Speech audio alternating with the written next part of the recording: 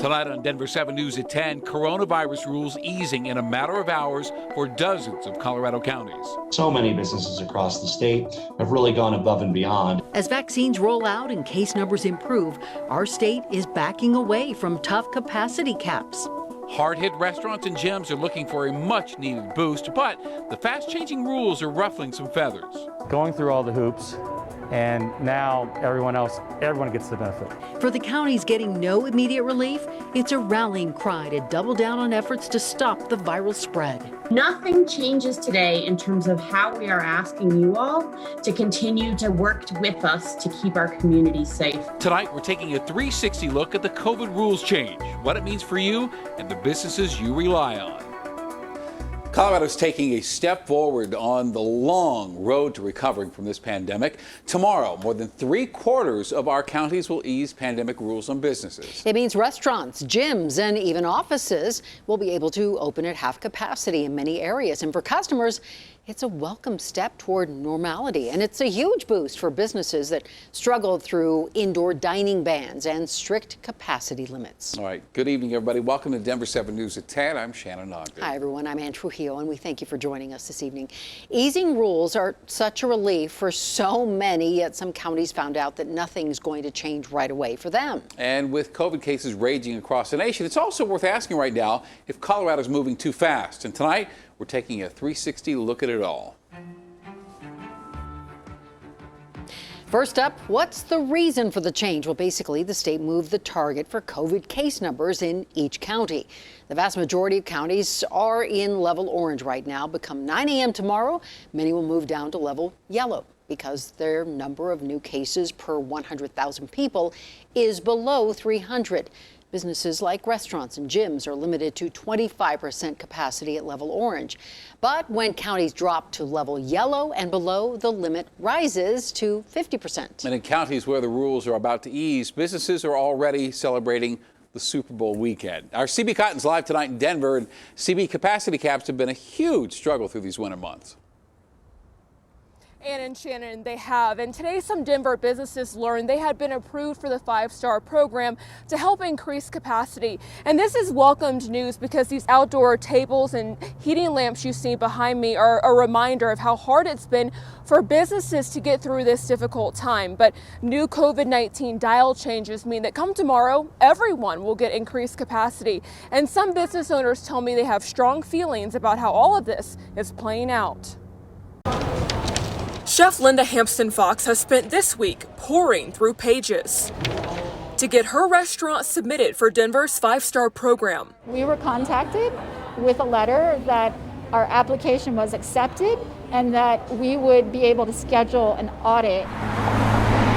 Now she's in the process of scheduling that audit for her restaurant, The Bindery. The audit is the last step before a restaurant can receive 5-star approval and operate with increased capacity. But a changed COVID-19 dial now means come Saturday, all businesses can operate with more customers. I'm not disturbed at all by the change and the idea that I spent time on this application. In fact, Hampton Fox is thrilled. I said it's a win-win because it means we're trending in the right direction. Right there. Meanwhile, as Denver Mayor Michael Hancock hand-delivered some of the city and county's first 5-star certifications on Friday night, some recipients say their energy has been wasted. The whole benefit was to get to 50% being a 5-star, going through all the hoops, and now everyone gets the benefit. Veselay says working to receive the 5-star certification on the door of his restaurant, Blake Street Tavern, took his team precious time and money. Quite frankly, I don't have the money to be spending on payroll for that type of stuff. So he hopes the state will recognize the efforts. I hope the governor recalibrates next week and says, okay, we need to take care of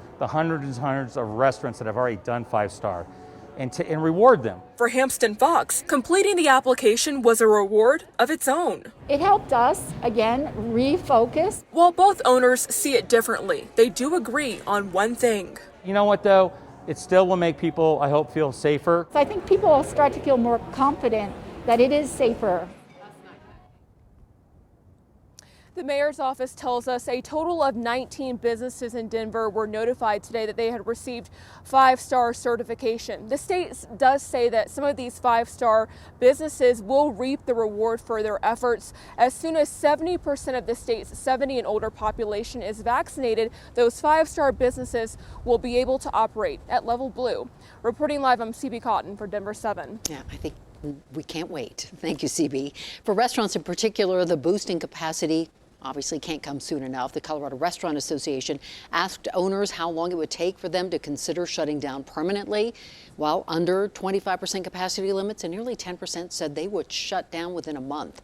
About half said they would close down within 3 months, and nearly 3/4 said they would be gone within 6 months. And while many counties will be ushering in more relaxed rules within hours, others are going to see no change at all this weekend. About a dozen counties are just staying put for now.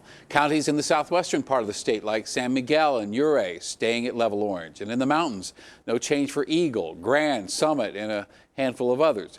But county leaders see opportunity in this new dial system. The state is now looking at the average COVID cases over a 7-day period instead of over 14 days. And in the town hall tonight, Summit County Commissioner Tamara Pogue said with a little effort, a little discipline, their county could quickly move down into level yellow. We need folks, especially this weekend around the Super Bowl, to keep restricted to 2 households or less. We need folks to continue to wear masks. We desperately need our employers to help our employees stay home when they're sick, and we really need to continue our testing. And as we ease pandemic rules here in Colorado, there is concern we could move too quickly and undo some of our hard work. Let's go back to when Denver tightened the rules back in the fall. On October 27th, Denver announced restaurants would be limited to 25% capacity. And that week, new case numbers hit nearly 480 per 100,000 people. Now that cases are slowing, the city's getting ready to boost capacity limits from 25 to 50%. And tonight, new case numbers stand at 285 per 100,000. And that's about 40% lower than it was in October. And it's a similar story all across our state. Colorado reported about 1,800 new coronavirus cases today. That number has been trending downward since mid-November. And tonight, 564 hospital beds are in use because of the virus. That is the lowest it's been since late October. One thing weighing on state health staff is the rise of new mutations that can cause the virus to spread more easily or cause more serious illness. In an update today, Colorado health leaders said our labs spotted 33 concerning variants so far. Well, one thing that's not going to change under the new COVID dial, education. Districts that have already made the choice to return to in-person or continue with a hybrid learning model, that plan's just going to stick. But for counties moving into yellow tomorrow, in-person are suggested for pre-K through 12th grade students. And as a reminder, come Monday, there's going to be a big change for grade school teachers. They will be eligible to receive the coronavirus vaccine. Teachers who want the shot need to organize that through their school districts. And with vaccines rolling out, you might be wondering when all the COVID rules will go away. Governor Polis says that will likely come when we have 65 to 70% of all Coloradans vaccinated. He says that would likely be sometime between late spring and midsummer. And that would open up the option for large gatherings like concerts and festivals. Well, instead of welcoming people into the bar tonight, the Grizzly Rose is closed. Video surfaced of hundreds of people packed inside. You saw this, many of them not wearing masks. As Denver7's Addie Guajardo reports, tonight the owner is sharing details on why he allowed such a big crowd to gather. The music cranked out loud for a maskless crowd packed on the dance floor. It takes us back to the good old pre-pandemic days. The problem is, this was just days ago at the Grizzly Rose. The Grizzly Rose has closed following Saturday's ill-advised hootenanny. Denver7 viewers had something to say. More than 5,000 shared their thoughts on our Facebook page. Some in support and others against the decision to violate the state public health order that restricts businesses to 25% capacity or fewer than 50 people. Scott Durland may have been wrong. The owner of the Grizzly Rose is sharing more about what happened. He says staff called him Saturday night about the ridiculously long lines outside the country music bar. I had to make a call, and per the state mandate, that's correct. There was over 50 people in here. He says he didn't have the staff to manage the crowd outside. It's really hard to turn people away, tell them you can't get in, get in your car and go, it doesn't end well usually. He also worried about the impact of future business. We're very careful that we don't want to lose our core business in the long run for just enforcing the mandate. He says a 50-person capacity for a 50,000 square foot dance hall 1,000 square foot per person simply doesn't pay the bills. He says he's laid off 72 employees. Everybody that comes through that door is who pays those bills. He says he made the decision to voluntarily shut down his business. Then, Tri-County Health ordered the bar remain closed for not following mask and social distancing requirements and exceeding indoor capacity restrictions. It's not clear when the bar can reopen. Now, we did reach out to several bars to get their take on Derland's decision. Some say that it's decisions like these that hurt small businesses that are actually following the guidelines and protocols set in place by the state and county. Others didn't want to speak out, saying they don't want to lose a customer.